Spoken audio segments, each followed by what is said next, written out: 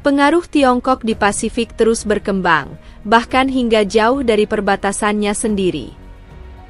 COSCO Shipping tengah mengembangkan pelabuhan cerdas pertamanya di Amerika Selatan, persisnya di Peru, yang dipandang sebagai langkah ekonomi besar bagi Beijing. Apakah perkembangan ini akan memberikan banyak manfaat? Tentu saja, pelabuhan ini akan mengubah banyak kehidupan di Peru.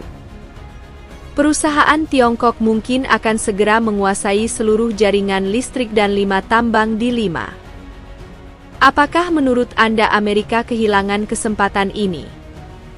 Ada banyak peluang bagi bisnis untuk berkembang di Peru sekarang. Investasi senilai 58 triliun rupiah sedang dilakukan di dekat desa nelayan bernama Changhai dengan COSCO Shipping, perusahaan Tiongkok yang didukung negara sebesar 60%. Wakil manajer umum menyebutkan bahwa pelabuhan ini akan menjadi pusat perdagangan besar yang meningkatkan ekspor internasional dari kawasan tersebut. Pelabuhan ini akan menampung kapal kargo terbesar yang bertujuan untuk menangani 1 juta kontainer setiap tahun, dengan rencana untuk meningkatkannya menjadi 5 juta. Jalur pengiriman baru dari Changhai ke Shanghai mengubah dinamika perdagangan di Pasifik. Saat ini, pengiriman barang dari Peru ke Asia memakan waktu hingga 35 hari, dengan pemberhentian di Meksiko. Kapal-kapal baru dari Changhai cukup besar untuk berangkat langsung tanpa penundaan, sehingga menghemat waktu setidaknya 10 hari. Tiongkok kini telah melampaui Amerika sebagai mitra dagang utama Peru. Di Changhai, mereka mengklaim bahwa mereka membuat penawaran terbaik, menekankan perlunya investasi ini untuk kepentingan Peru dan rakyatnya. Namun, tidak semua warga Peru menuai hasilnya. Selama berbulan-bulan, warga di dekat pelabuhan telah berhadapan dengan ledakan keras untuk menyiapkan lahan yang menyebabkan kerusakan pada rumah-rumah. Warga setempat yang melihat pembangunan dari rumah mereka mengeluh tentang debu dan kebisingan yang membuat komunikasi menjadi sulit. Ada lebih banyak kesulitan untuk proyek ini.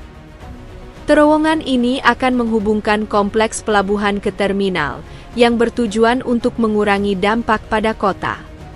Tahun lalu, pembangunan terowongan sepanjang lebih dari 1,7 km untuk akses pelabuhan menyebabkan sebagian jalan hancur.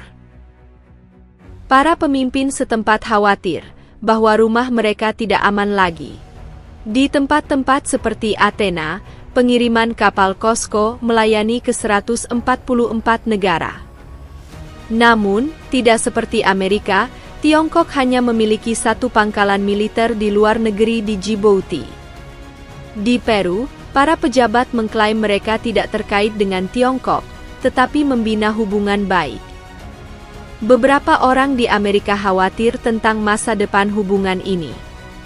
Bisakah kita melihat kapal-kapal dari Angkatan Laut Tentara Pembebasan Rakyat di pelabuhan ini?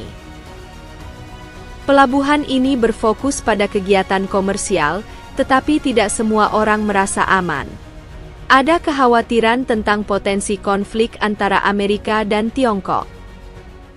Terima kasih telah mengikuti perkembangan menarik dari Tiongkok. Jika Anda ingin mengetahui lebih lanjut tentang kemajuan negara ini dan dampaknya pada dunia, silakan sukai dan berlangganan, dan berikan pendapat Anda di kolom komentar.